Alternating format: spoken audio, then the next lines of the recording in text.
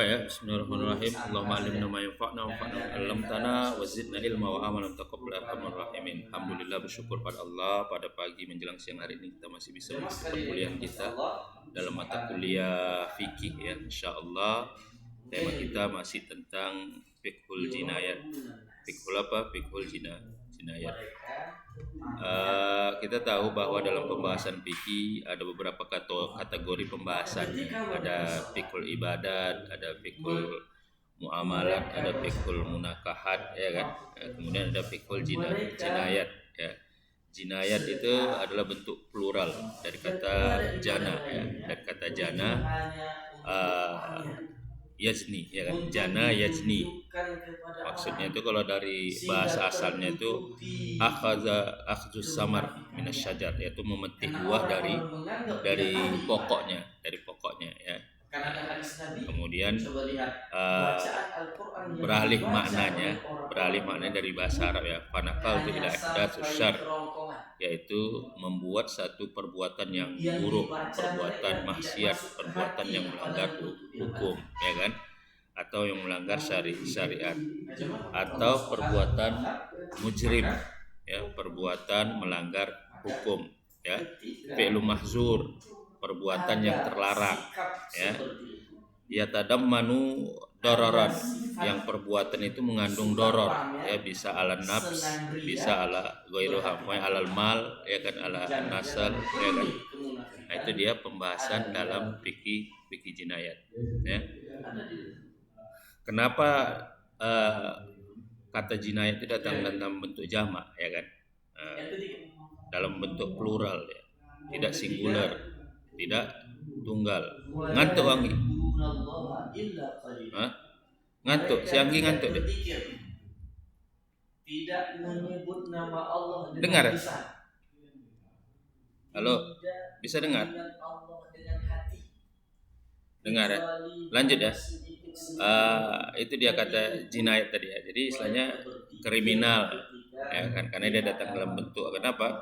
Biasanya pembahasan itu bisa istilahnya tentang harta, ngambil harta orang lain, menipu harta orang lain, ya kan, atau merampas, atau istilahnya menipu, ya, itu namanya kejahatan yang berkaitan dengan harta, ya. Jinayat ya ta'allaq bil mal, ya, kejahatan yang berkaitan dengan harta itu bisa umpamanya merampas, menipu, ya kan, mencuri, atau bahasa kita apalagi begal, ya kan, itu namanya masuk dalam pembahasan kalau dalam fikih jinayat. Kemudian bisa juga korupsi masuk artinya berkaitan dengan harta, ya kan. Itu dia yang masuk, ya kan.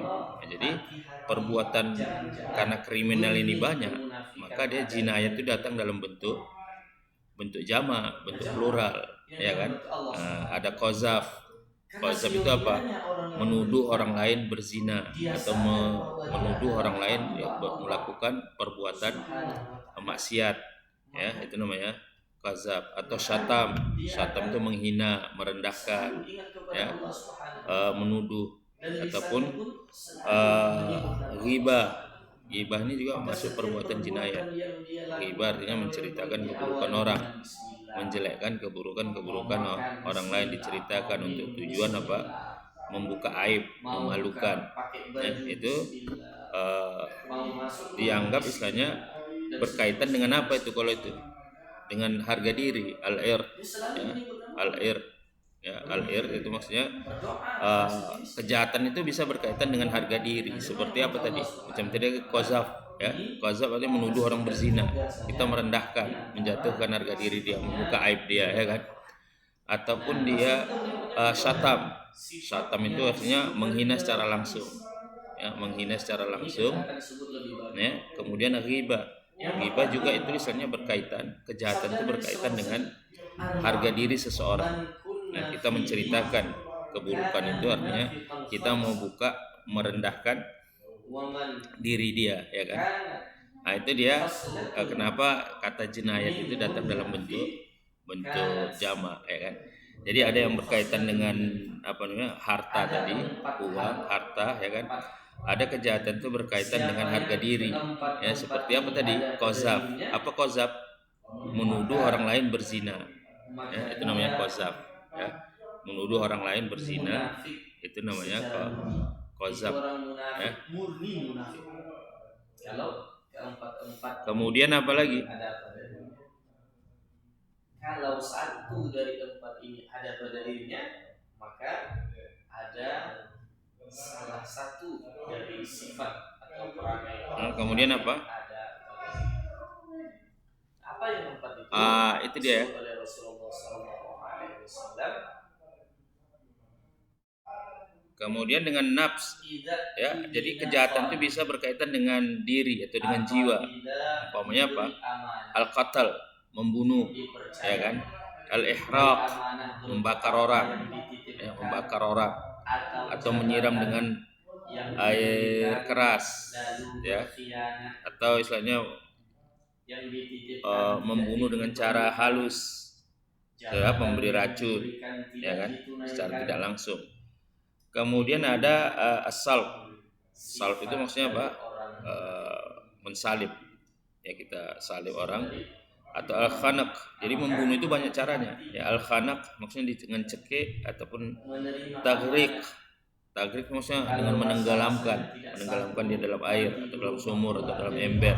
Itu masuk kategori walaupun sama-sama membunuh tapi kategorinya berbeda-beda, ya. Nah, ada hukum tertentu, ya. Kemudian ada yang berkaitan dengan taraf. Taraf itu maksudnya salah satu anggota tubuh, ya. Pokoknya kita tangannya patah atau jarinya atau kelingkingnya itu diatur semua dalam Islam, ya. Nah, jadi maka dalam ayat Quran yang kita minggu lalu kita an-nafsa bin nafs, al ain bil ain, ya kan, wal uzun bil uzun, ya kan. Bahwa kisos itu, ya kan, itu berkaitan dengan apa yang kita lakukan kepada orang maka akan dilakukan kepada kita, ya. Mata apanya dengan mata, ya kan. Kemudian telinga dengan telinga, tangan dengan tangan, kaki dengan kaki, nyawa dengan nyawa. Itu dia, ya. Nah, jadi yang berkaitan dengan taraf, ya, ataupun yang qat'an atau potongan, ya, umpamanya kita mukul orang atau kita baca orang sehingga terputus jarinya, terputus telinganya, ya kan, atau patah, ya kan. Nah, itu ada hukumnya tersendiri, ya.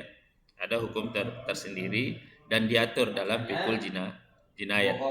Dalam fikul jinayat itu dia diatur. Kemudian apa lagi? Jadi yang berkaitan dengan nafs, berkaitan dengan nyawa, ya, kalau bahasa kita itu kan. Jinayat ala nafs, terhadap jiwa itu bisa ada 3 kategori, ya. Membunuh itu ada 3 kategori dalam pengaturan fikih jinayat. Ada namanya qatlul amdi, ya kan? Membunuh dengan sengaja. Membunuh dengan dirancang, ya, ya. Maka dalam hukum kita juga dibedakan itu kan. Pembunuhan berencana, ya kan? Ini dalam istilah fikih qatlul amdi, ya kan? Disengaja. Yang kedua kategori membunuh ini ada qatlu shibul amdi, ya. Membunuh mendekati sengaja, ya. Membunuh dengan kategori mendekati sengaja. Kemudian yang ketiga qatlul khata, membunuh secara tidak sengaja. Tidak sengaja ini seperti apa? Umpamanya kita macam baru-baru ini kejadian, ya kan?